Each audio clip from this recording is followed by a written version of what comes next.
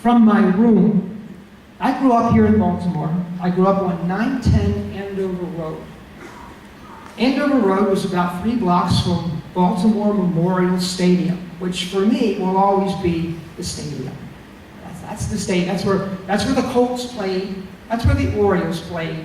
And I lived just a few blocks away from there. And a townhome development, actually they called it row homes, straight in a row. Brick row home development looks something like this.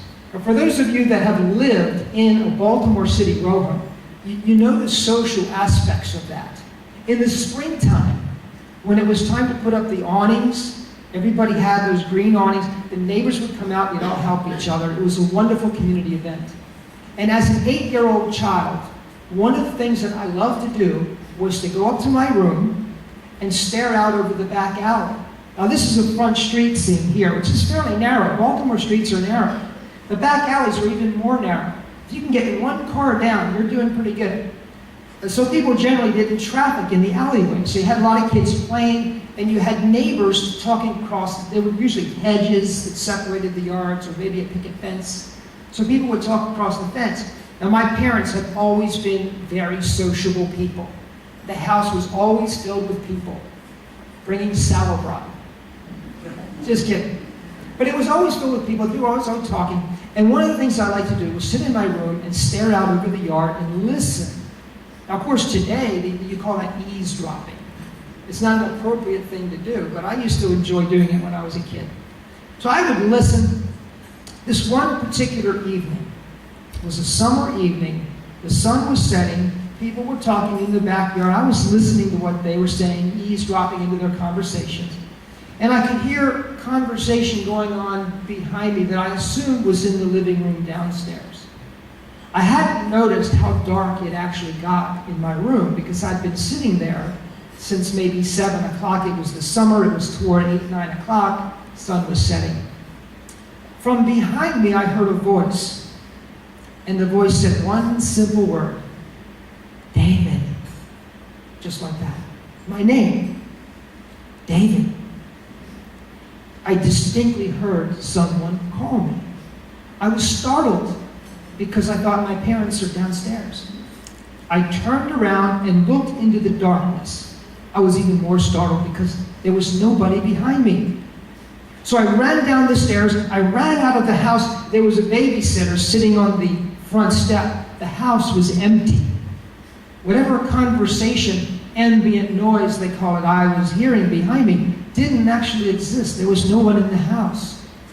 So the boy stopped. He says, where are you going? I said, I'm not going back in there. 8 years old. He said, well, you're going to sit right here and wait for your parents to get home. And so that I did. Well, that was the first time I encountered that particular apparition. The second time was in a dream. I was married at this point. I was 21 years old, 22. My wife and I had gone out to Springfield, Missouri to attend seminary. I was preparing for the ministry. I was going to be a Christian pastor at one time. So I was preparing for the ministry, and in the middle of the night, it had to be 2, 3 o'clock in the morning. Once again, it was a summer evening. I had this dream that I was in another time, in another place. I was in a Victorian period. It was in the 1880s. I was dressed like a Victorian gentleman.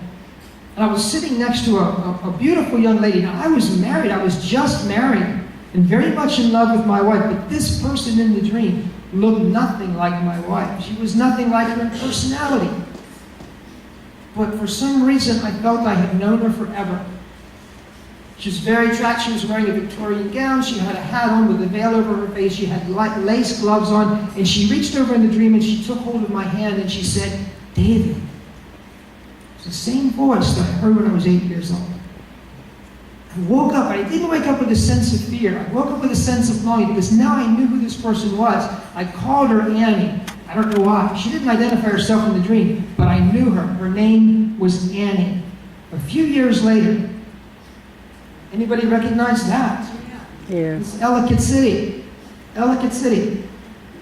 A few years ago, I had never been to Ellicott City prior to Springfield, Missouri. We came back from Missouri, went to Ellicott City to go shopping. It was my wife's idea. Let's go antiquing in Ellicott City. I didn't know what Ellicott City was.